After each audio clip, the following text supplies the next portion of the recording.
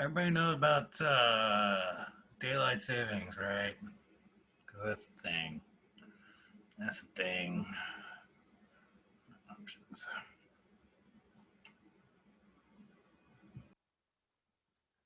Yep, I'm definitely not a pro, and I'm working by myself today, so Oh I my may gosh. be a little behind. Oh my gosh. I don't claim pro. I'm not a pro, and I'm working in a camper. Oh my gosh. Bad bandwidth. I keep losing you. Okay, so we want to sweat the onions.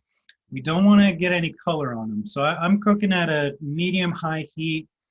Definitely want to hear some sizzling and smell the onions and garlic, but you don't want to brown them. Just want them sizzling softly. One thing we can do right now actually is if we add a pinch of salt to the onions while they're cooking, and that'll help draw out some of the water that's in them.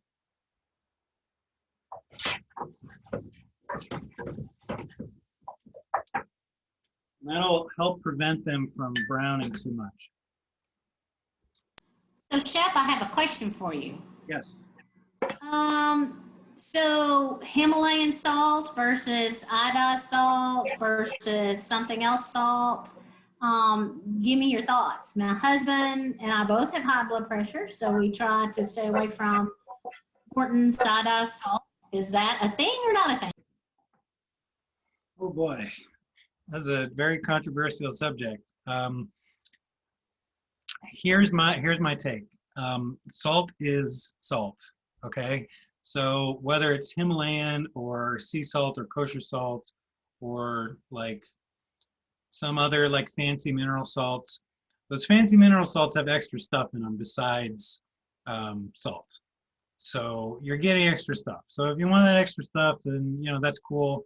Like I said, I start my morning with a big handful of dirt in my garden, so I get all the minerals I need. If you're trying to reduce sodium in your diet, you just have to use less salt across the board. It doesn't matter what kind of salt it is.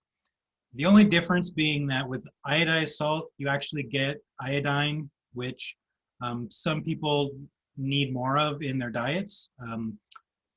Personally, I don't eat seafood, so I miss out on iodine. So it's good for me to have iodized salt, but I also eat a ton of seaweed, so I get it either way.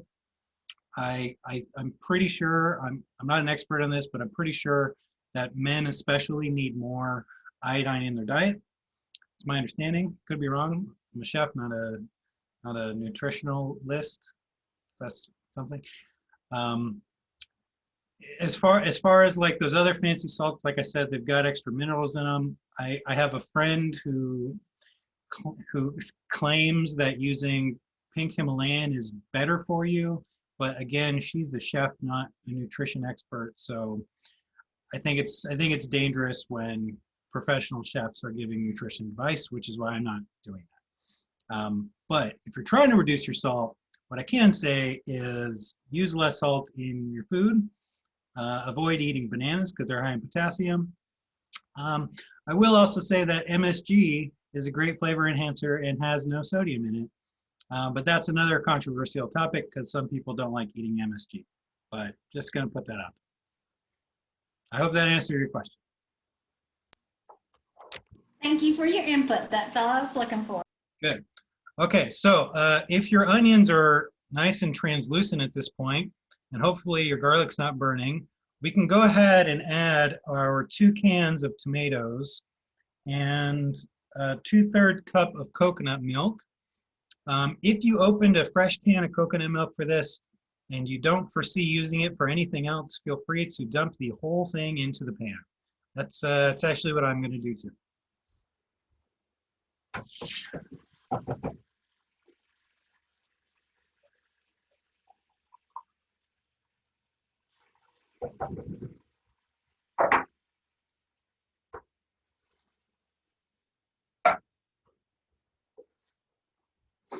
Okay, so now at this point, we've added our tomatoes and coconut milk. The pan is nice and cold, so now is a very good time to add the vodka. So we're gonna add about half a cup of vodka to our dish, and hopefully nobody starts a fire.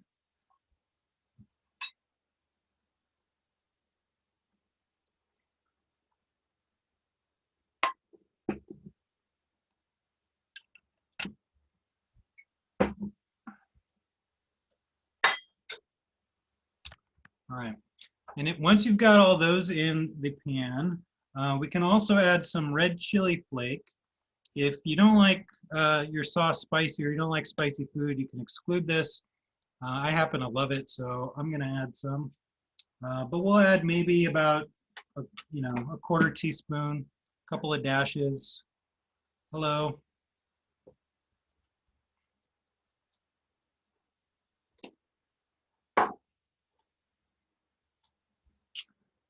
Okay, so that's working.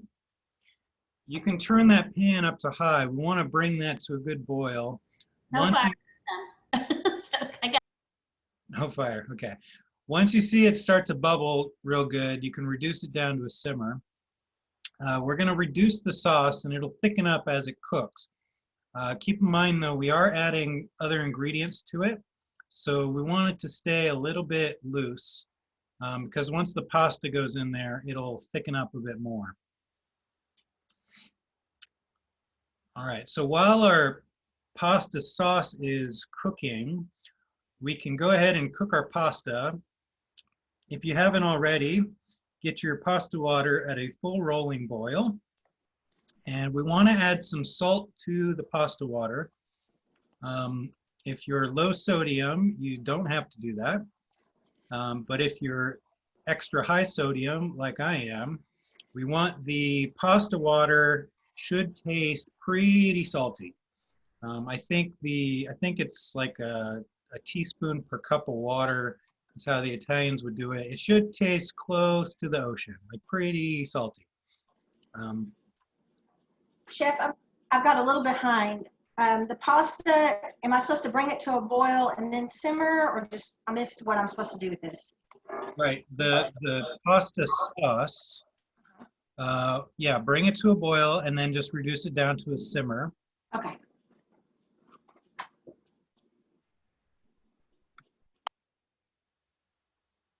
So I'm glad you told us that the water should be pretty salty, because I never knew how much salt, you always know to put salt in it, but Right. Well, let's talk about pasta cooking myths, shall we? The pasta water should be salty. It should taste pretty much like the ocean, pretty salty. You don't need to put oil in pasta water. That does absolutely nothing other than wasting oil. The other thing is when you cook pasta, after straining the pasta, you never want to rinse the pasta, because all of that seasoning that just went into it from the salty pasta water, you're just going to wash it all away and make it more bland. The best way, if you want to cook pasta and you're not going to use it right away, the best thing to do, and what every single restaurant that I've ever worked at does, is you cook the pasta, you strain the water, and then you add some oil to it to lightly coat the pasta, and then put it out on like a baking tray so it's not all clumped together, and then chill it.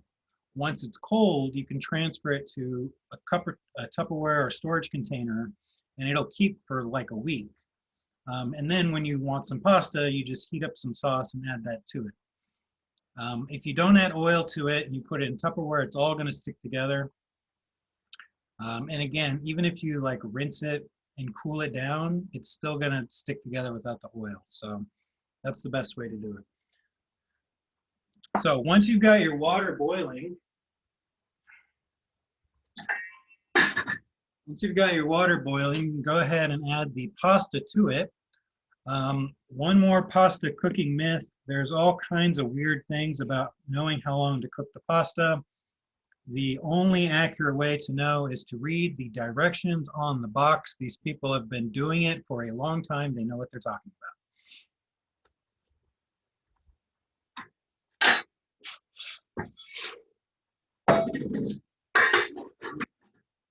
So I've got my pasta in the water.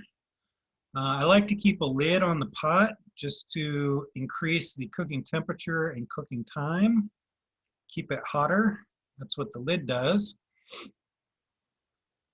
And meanwhile, my pasta sauce is simmering away. Do you ever stir the pasta once you put it in the pot? Yeah, so what I like to do is dump it into the water, put the lid on, leave it for about 30 seconds, and then I'll go back and stir it.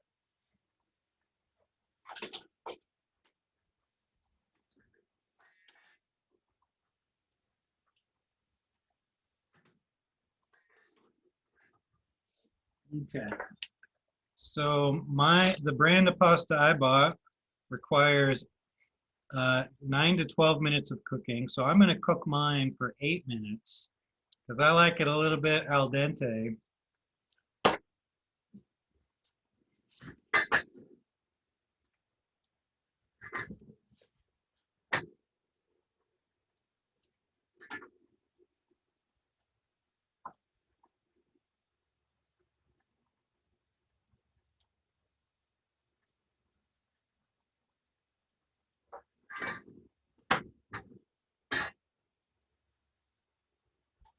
Okay.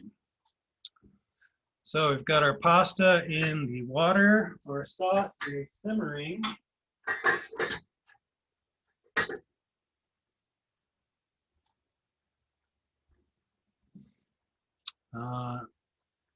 Nobody's got any questions. Everybody's working hard. So while that's cooking, we have one more thing to do, which is to chop up some parsley. So with parsley, I like to pick the leaves off the stems.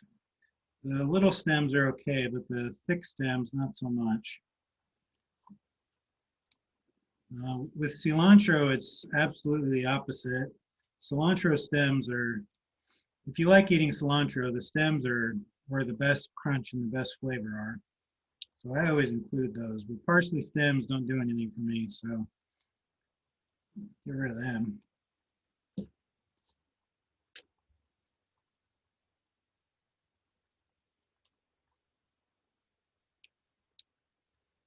So once our pasta is ready, we'll strain it. And then when our sauce gets a little bit thicker, we'll add the kale and parsley to it and let the kale, we want to wilt the kale a little bit. We don't want to cook it for too long though. So when we've got about 2 or 3 minutes left on the sauce, we'll add the kale so that it can wilt a little bit.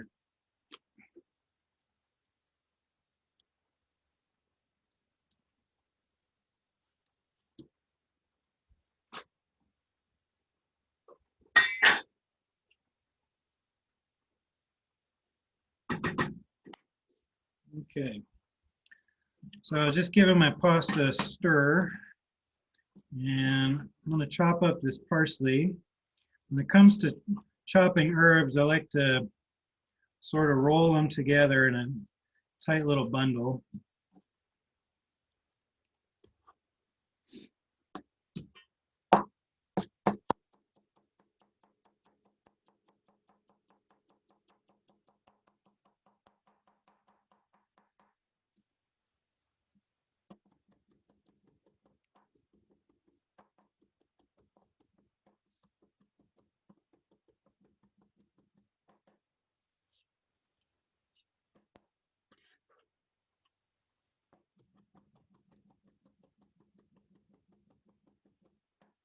Okay, so just give it a rough chop. We don't want to chop it too fine. Only fancy restaurants do that.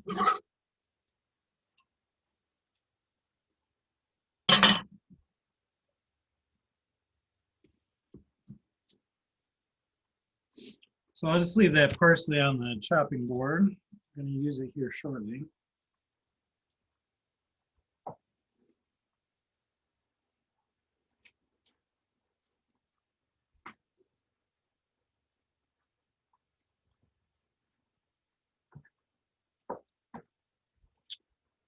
Okay, so, and we still haven't seasoned our pasta sauce.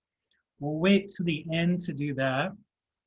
Since we're reducing the sauce down, if we season it now, then once it reduces down, it'll be too strong. So we'll just wait until that's almost ready. We'll season it after the kale goes in.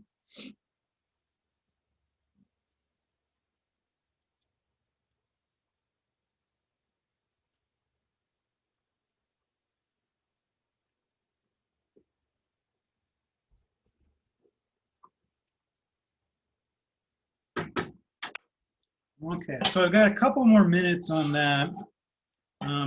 Since we've got a minute, I'm actually gonna check on my tart. Now might be a good time to slice into that, since we've still got a minute.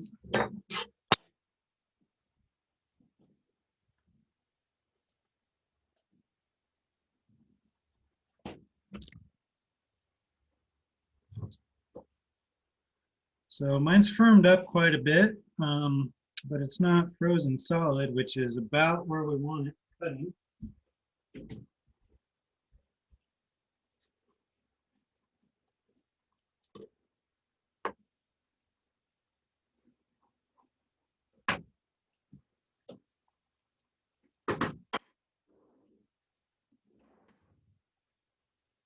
Okay.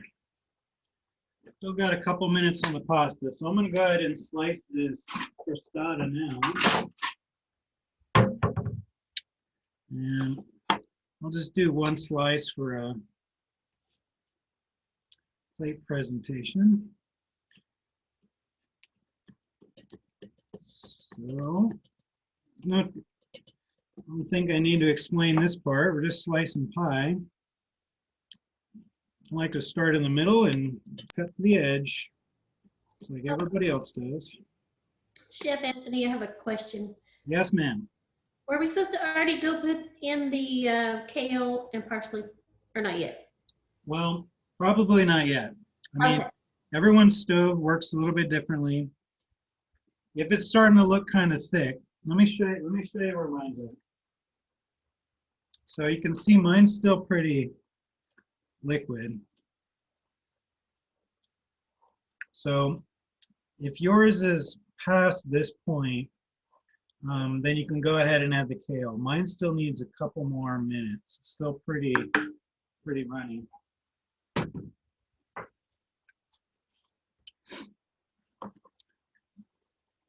All right, so I've got my slice of crostata.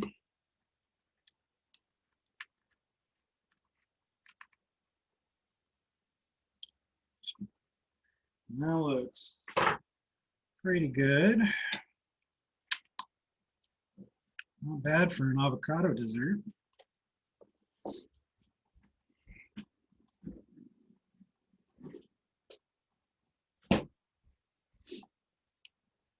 I'm gonna put my slice back in the fridge until we're done.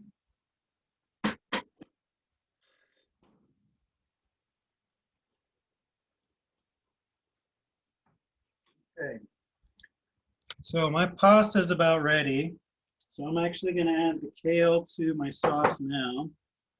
And just in case anyone didn't see, the sauce is still pretty wet. But once the kale goes in, it's still got to cook a little bit. So I'm going to add the kale in, and then I'll cook it for another 2 minutes.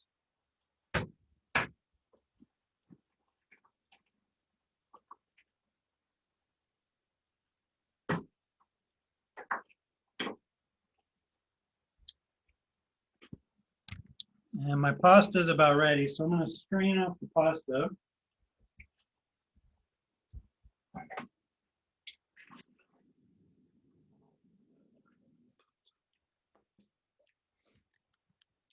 And I'm still simmering the sauce with the kale, so I'm just going to leave the pasta sitting in a colander for the time being until the sauce is ready.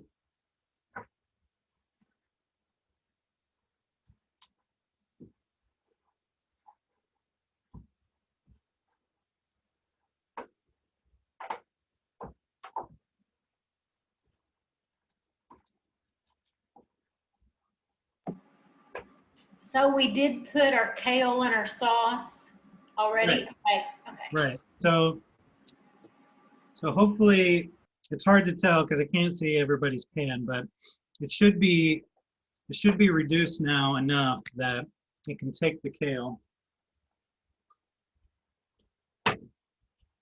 So I'll show you again what mine looks like now. So the sauce is still pretty wet. The kale is starting to cook down. So I'm going to cook this for just about a minute more.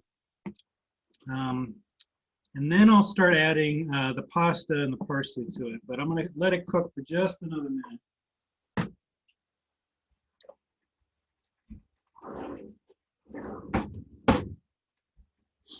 And again, it's kind of hard for me to tell you exactly when because I can't see what y'all are doing, but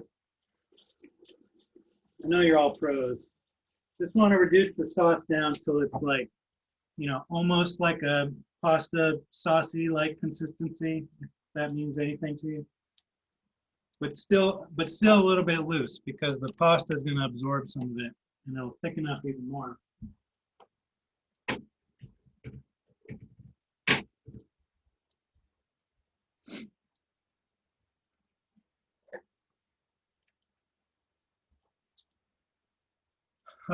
So if you've still got some vodka, about 2 ounces of vodka, about an ounce of green olive juice over some ice, dirty martini. That's what I learned from my mom. It's dirty martinis.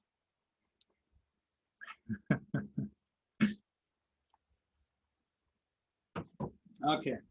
I'm gonna go ahead and finish this up. I think I like your mom. Yeah, she's great. So I'm gonna add my parsley to this and the pasta. And again, I strained the pasta, didn't rinse it, never want to do that.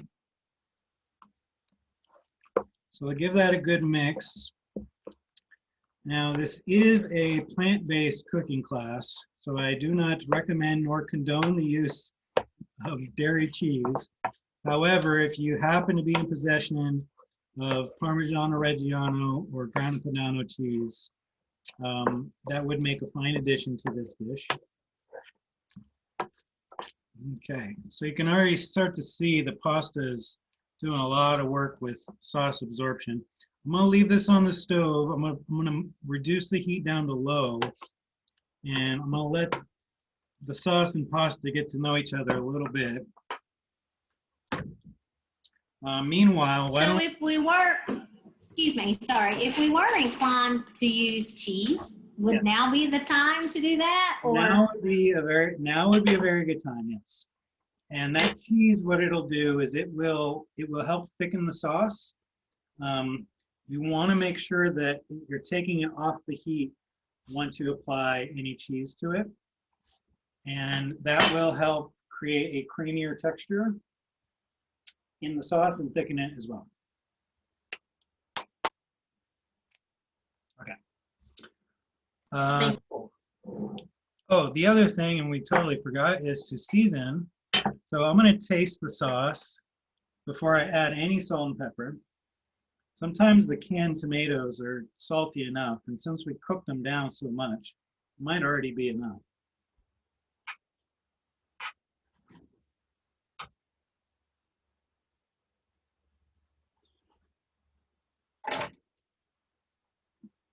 Okay. So I'm gonna add salt and pepper. Mine.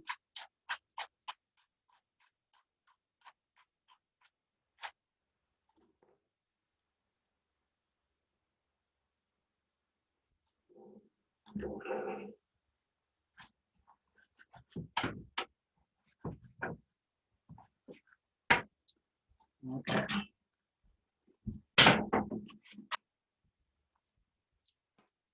And so did everybody already get a plate up of their crostata? The chocolate pie? It's okay if you haven't. I'm just checking. We can go over that again. All right. Oh, I see Joy's got one. All right. Let's go ahead and work on our bruschetta. So we'll need a plate and our toast and our 2 bruschetta toppings.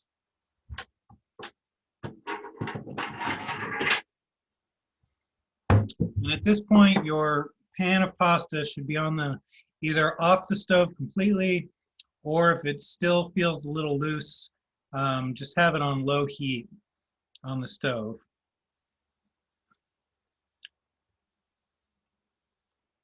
So for the bruschetta, we'll just need a plate and our toast and our 2 toppings. And it doesn't get more simple than this. I'm just gonna take a few of these. And the zucchini and carrot, you'll probably notice, is loosened up quite a bit. This, like I said, the salt brings out some of the moisture in the vegetables. So I'm just going to put some of these ribbons on top of the toast. I like to use either use your fingers, or if you want to use a fork, you can just kind of stab some of them, and then once you get to the toast, do a little twirl with the fork. Makes like a nice little rosette sort of shape. Something fancy. Changes it from a $4 appetizer to a $12 appetizer, just that little twirl right there.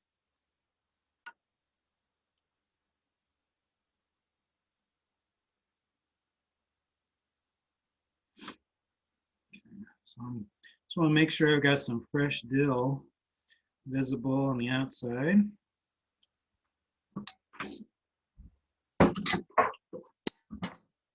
And I got my mushy peas.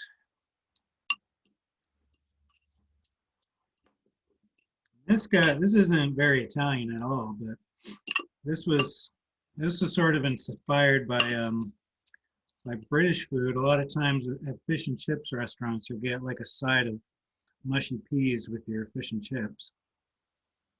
And it's just like so simple. It's like peas with mint and some seasoning, and I don't know. I think it's great.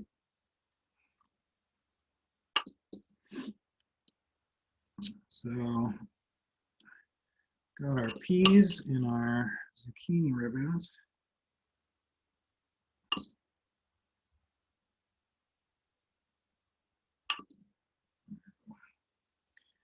Just like to smush it down a little bit on the toast. Make sure it doesn't run away when you take a bite.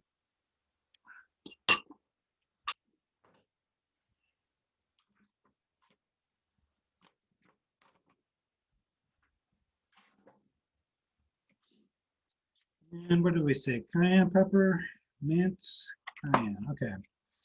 So on the peas, we'll put a little bit more mint over the top. We've got some more mint leaves.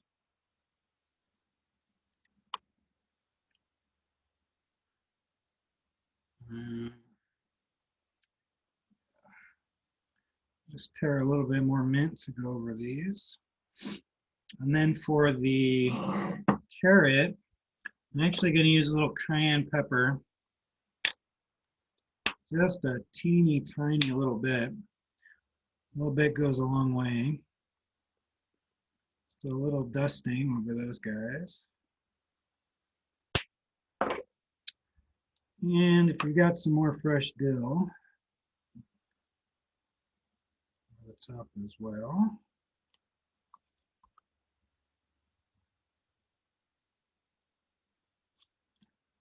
Okay. I think that looks pretty good. If you want, you can add a little more olive oil. I'm going to put just a tiny drop more on the zucchini. All right, so that's our plating of bruschetta di due tipi, which means 2 types of bruschetta. I'll set that aside, and we've already plated our crostata, so now we just got to plate this pasta.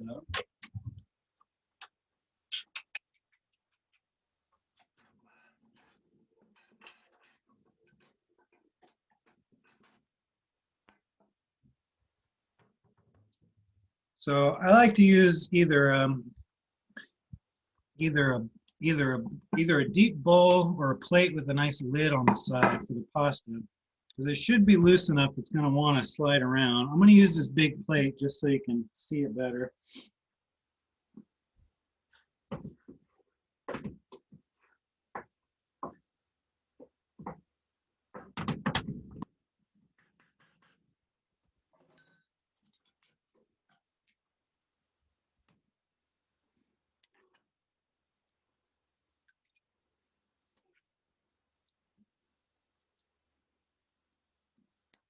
So there we go. So that's penne pasta alla vodka.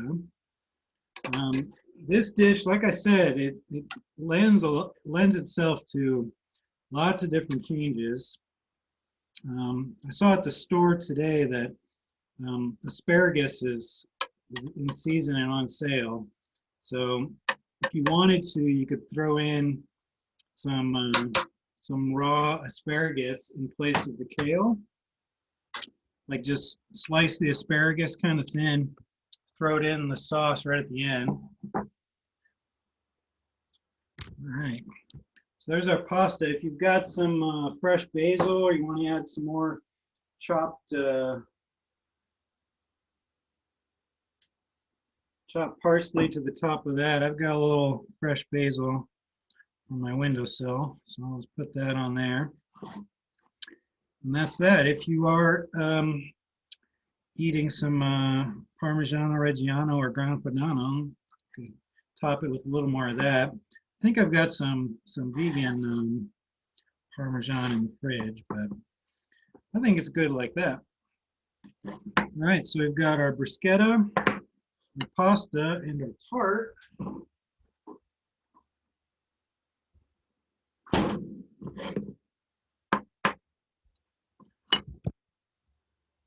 Say that's dinner. What do you guys think? Yay! Yay! Love it.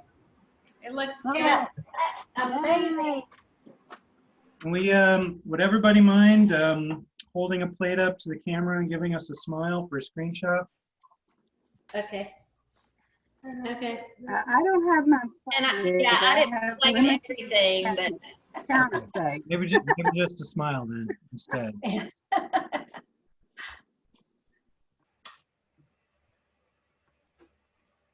All right, looks good. Thanks, everybody. Anybody have any more questions before we go? You want to try some and let me know how you like it? yeah, let's try it. So, Chef Anthony, Yes, ma'am. Oh, I think we lost you, Debbie.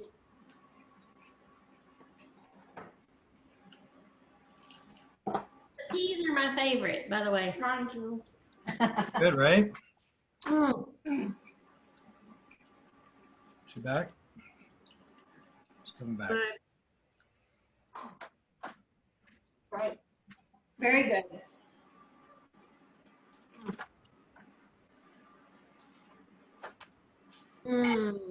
Very good. I'm going to skip straight to the chocolate tart. Delicious. Deborah, did you have a question? You cut out there for a minute. oh, I have bad bandwidth in the campground. You keep going in and out. But, I was just going to say the same email address that you sent us the link. If we want to schedule a class for kids or something, we just use that same email address. Not exactly. If you want, when we get off the call, I'll send everybody the link. But you can go to NashvilleKidsCook.com or Nashville Kids Cook on Instagram. I think Facebook too. We do classes every 2 weeks. Okay, will you send us? Yeah, I'll send you the Yeah, link. will you send us that link in an email? I will. Perfect. Thank you. Great. Thank you, Chef Anthony. Thanks, Thank Tammy. you. Well, thank you. Thank you. Tammy. Very good. Very good. All right. Thanks, everybody. Great job Welcome. today. Bye. Thank you. Bye. Bye. Tammy, you're awesome. We love you, Tammy.